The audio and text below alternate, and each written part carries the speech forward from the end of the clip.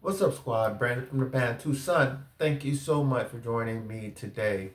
I wanted to direct everybody's attention to what's going on in South America with the country of Argentina. Argentina is a very interesting country, especially since at the beginning of the 20th century, it was seen as one of the premier countries in the world with a top 5 GDP per capita. It's an immensely large country with a population less than 50 million people. And it has a lot of resources, considered one of the great bread baskets in the world. Some would say only second to the United States Midwest region. So the fact that it has really suffered economically over the century speaks to how badly managed the country has been. Now, since the early 20th century, where it had a high income per capita, they had a series of what many would call Peronist, very strong man socialist leaning leaders of the country that have ground the economy the into a pulp, which led to, with great fanfare, the recent election of the somewhat eccentric, always boisterous President Javier Milei. So the reason this is really interesting is on multiple fronts. One, it shows how the conversation about economics is over. What did President Milei do? Came in, fought inflation, implemented budgets, brought attention and investment towards developing the natural resources of this country that is extremely bountiful in all resources, primarily agricultural. I think it's obviously its Achilles heel will be oil, which we would need. And right now, oil is definitely in the doldrums, but they have a great potential for shale gas as well, if they was to make that investment.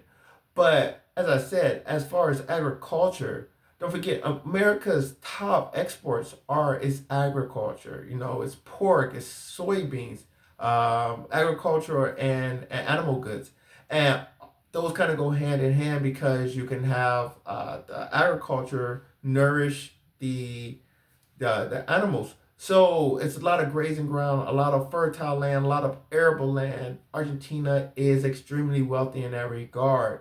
And this actually can be a great contender to America goods with Asian markets that have extremely high populations, extremely dense, and would need nourishment through animals and agriculture. And so the fact that Argentina has turned around is, I don't want to say revolutionary. It just shows you that as time and time again, as I said, the argument between capitalism and communism is so behind now. It's so antiquated right now. It's absurd. Only question that really matters is, do you have the culture to support this style of action?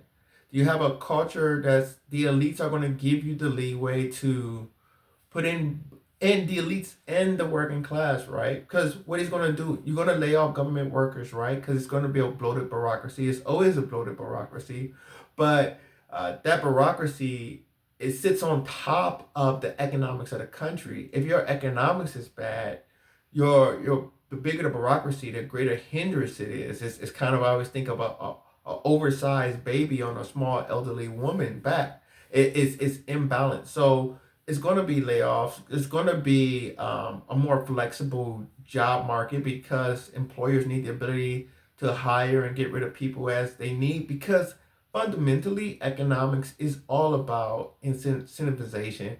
Human behavior is all about incentivization. It's all about what are people what people can do to pursue the interests that they desire. And as I said before, the government is to economics as oxygen is to a flame.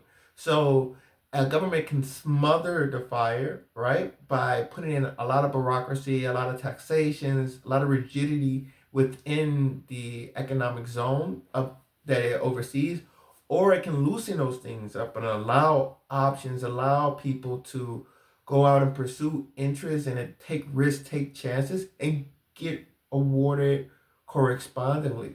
So if you look at Argentina metrics right now, its currency has dived obviously because of the bouts with inflation. And the inflation was so horrible in Argentina. I was reading stories about how people don't even want to store cash no more because they'll come back the next day and the price will be 7 times, 10 times higher. They would actually start buying goods. Like this is pre-feudal societies. Like they're buying detergent and they're trading detergent because the goods actually do store value. There is some value you can get out of some washing detergent.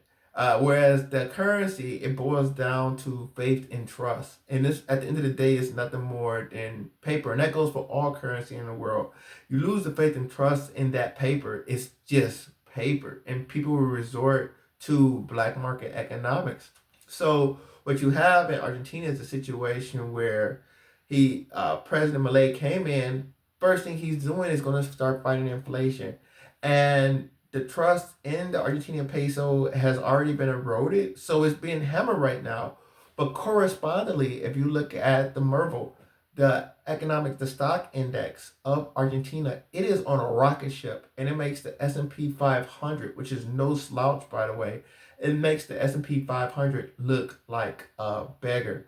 So this is one of those great lessons of something that we've already known, that free market economics do rule the day. If you're able to implement a system where people can come and trade and exchange goods based on their interests, the economy will flourish. And if your economics is suffering, and listen up to a lot of countries out there that are actually interested in economic development, but if your economy is suffering, it's probably because there are too many obstacles put in people's way for them to actually achieve some level of growth. So I wanted to hop on and just say big congratulations to Argentina. I believe their Merval index is over 160% year to date. They're actually absolutely booming down there, and it is definitely good times to come. And the only question is, will they be able to sustain this, or in the next election cycle will they take these advancements for granted and go back to their old ways of more socialist spending, putting more welfare reforms into place and more bureaucracy, which would once again smother the economic viability of the country. And the last thing I also want to talk about is, especially with Europe, I've seen a lot of Europeans speak about migrations to South America, primarily in the Southern Cone region, which is most European of the South American countries, those Uruguay, Paraguay, Chile, and Argentina, as they seek to basically preserve their way of life. Some Europeans and Canadians, especially, but they have been quite vocal about the effects of migration into their countries and how it's changing their nations in such a pace and in a manner which they are uncomfortable with. And a lot of that is because they're getting a lot of migration from non-Christian countries, or countries where the culture is drastically different, primarily the Middle East and South Asia, for example. And some of these migrants, these Western migrants, are looking towards the South American Cone region as a sort of a refuge to actually preserve their way of life. So as Argentina develops and economic opportunity become more available, it only increased the strength of that magnet to attract those types of migrants. And some of those migrants will be bringing Western skill sets to that country to continue to add values in different ways to their economy.